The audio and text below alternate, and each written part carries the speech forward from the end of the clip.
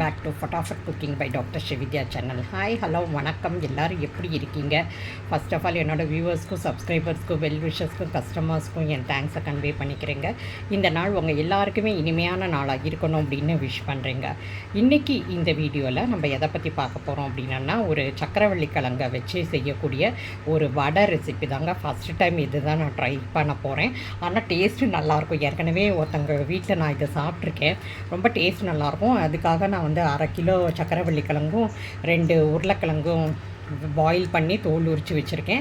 அதுக்கு தேவையான பொருட்கள் என்ன அப்படின்னு பார்த்தோன்னா, ஒரு வெங்காயத்தை, பெரிய வெங்காயத்தை எடுத்து பொடிசாக நறுக்கி வச்சுருக்கேன். கொஞ்சம் கொத்தமல்லி தலை எடுத்து வச்சுருக்கேன். அது தவிர நமக்கு தேவையான அரிசி மாவு, இதில் கடலை மாவு போட்டால் நல்லா இருக்காது, அதனால் அரிசி மாவு கொஞ்சம் போட்டுக்கணும். தேவையான அளவு உப்பு, இவ்வளோ தாங்க நமக்கு தேவை. இதை வச்சு தான் நம்ம செய்ய போகிறோம். ஃபஸ்ட்டு இந்த சக்கரவள்ளி கிழங்கை வந்து நம்ம மிக்சியில் நல்லா அரைச்சிட்டு, கட்டி இல்லாமல் நல்லா அரைச்சிட்டு வந்துடணும். அதுக்கப்புறமா அதில் உப்பு போட்டுட்டு சோம்பு போட்டு, உங்களுக்கு டேஸ்ட்டுக்கு வேணும் அப்படின்னா சோம்பு போட்டுக்கலாம், இல்லைன்னா சும்மா கூட நம்ம யூஸ் பண்ணிக்கலாங்க. மிளகா பொடிக்கு போட்டுக்கலாம், காரத்துக்கு இல்லை மிளகு பொடியும் போட்டுக்கலாம். ஸோ நமக்கு எது ஆப்ஷனாக தேவைப்படுதோ அந்த மாதிரி நம்ம டேஸ்ட்டுக்கு வச்சுக்கலாம். ரொம்ப காரம் போட்டாலும் நல்லா இருக்காது. இதுவும் இனிப்பும் காரமும் செய்கிறப்ப ரொம்ப டேஸ்ட்டாக இருக்கும். ஸோ வாங்க இது எப்படி செய்கிறதுங்கிறத பார்க்கலாம்.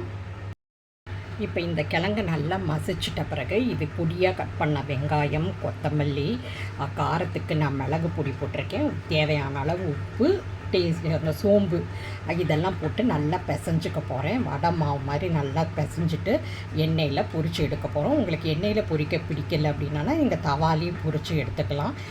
ரொம்ப நல்லா இருக்கும். இப்போ நான் அந்த பிசைஞ்ச மாவை வந்து வடையாக தட்டி வச்சுருக்கேங்க. எனக்கு வந்து ஒரு 17 வடை போல் வந்திருக்கு. இது பார்க்குறதுக்கும் ரொம்ப அழகாக இருக்கும், டேஸ்ட்டாகவும் நல்லா இருக்கும். ஏன்னா எல்லா மிக்சரும், எல்லா டேஸ்ட்டுமே மிக்ஸ் ஆகிருக்கிறதால ரொம்ப நல்லாயிருக்கும். இது பண்ணி வச்ச பிறகு நம்ம அடுப்பில் கடாயில் வந்து எண்ணெயை சூடு பண்ணிகிட்ருக்கேன்.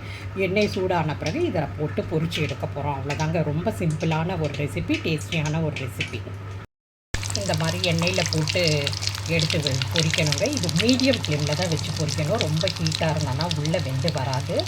உள்ளே வேகாட்டியும் நல்ல டேஸ்ட்டாக தான் இருக்கும். ஆனால் நமக்கு எய்ம் வந்து நல்லா வெந்து வரணும்.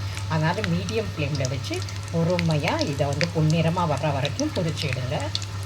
இதை பொரித்து காமிக்கிறேன். இது லைட்டாக வச்சுட்டு கொஞ்சமாக எண்ணெய் ஊற்றிக்கிட்டே வாங்க. அதை நல்லா ப்ரௌனாக மாறின பிறகு அடுத்த பக்கம் திருப்பி போட்டு திருப்பி அதே மாதிரி வேக வைங்க. சூப்பராக இருக்கும். உங்களுக்கு எண்ணெயும் ஜாஸ்தி குடிக்காது. டயட்டில் இருக்கவங்க கூட இதை நீங்கள் சாப்பிட்லாம். ரொம்ப சத்தான ஒரு ரெசிபிங்க.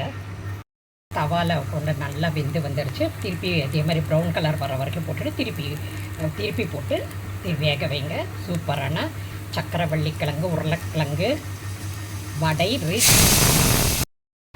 எண்ணெயில் பொரித்து எடுத்த பிறகு நம்ம கிழங்கு வடை ரெடி ஆகிடுச்சுங்க. இது வந்து பார்க்குறதுக்கு வந்து போண்டா மாதிரி இருக்குது. நம்ம போட்ட ஷேப் கொஞ்சம் மாறிடுச்சு எண்ணெயில் பொரிஞ்சப்போ. ஸோ இது வந்து பார்க்குறதுக்கும் நல்லாயிருக்கு, சாப்பிட்றதுக்கும் ரொம்ப டேஸ்ட்டாக இருக்குது. நீங்கள் மறக்காமல் இது போல் நீங்கள் ட்ரை பண்ணி பாருங்கள். இது வித்தியாசமாக இருக்கும். உங்களுக்கு சப்போஸ் எண்ணெயில் வந்து பொரிக்க பிடிக்கலை அப்படின்னா தவாவில் வச்சு பொரிச்சுக்குங்க. தவாவில் வச்சு பொரிக்கிறப்ப கொஞ்சம் லைட்டாக எண்ணெய் ஊற்றினா போதும். ப்ரௌன் ஆன பிறகு நீங்கள் எடுத்துடலாம். கிறிஸ்பியாக வேணுங்கிற பட்சத்தில் நீங்கள் கொஞ்சம் ரவாயை வந்து சேர்த்துக்கலாம். ரவையை சேர்க்குறப்ப வந்து இன்னும் கிறிஸ்பினஸ் நிறையா கொடுக்கும். இந்த ரெசிபி உங்களுக்கு பிடிச்சிருக்கும் அப்படின்னு நினைக்கிறேன். மறக்காமல் இதை ட்ரை பண்ணி பாருங்கள். அதே போல் மறக்காமல் எங்கள் சேனலையும் சப்ஸ்கிரைப் பண்ணிக்கோங்க. புது ரெசிபியோடு நான் கூடிய சீக்கிரத்தில் உங்களை மீட் பண்ணுறேன். நன்றி, வணக்கம்.